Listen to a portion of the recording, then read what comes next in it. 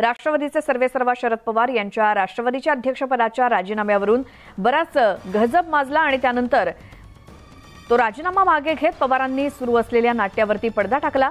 मात्र आता शरद पवारांच्या या राजीनाम्यावरती महाविकास आघाडीतील त्यांचे सहकारी असलेल्या ठाकरे गटानं त्यांना घरचा आहेरच दिलाय।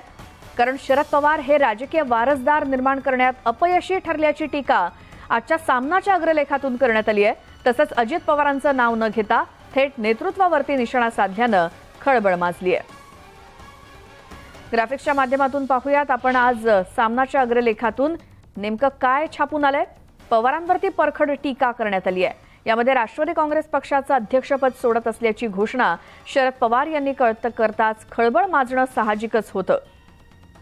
ही खळबळ देशाच्या राजकारणात माजली, त्यापेक्षा जास्त त्यांच्या पक्षात माजली। पण शरद पवार यांच्यानंतर पक्ष पुढे नेणारं नेतृत्व पक्षात उभं राहू शकलं नाही। पवार हे राष्ट्रीय पातळीवरती मोठे नेते नक्कीच आहेत, पण पक्ष पुढे नेईल असा वारसदार निर्माण करण्यात ते अपयशी ठरले, असा आजचा सामनाचा अग्रलेख।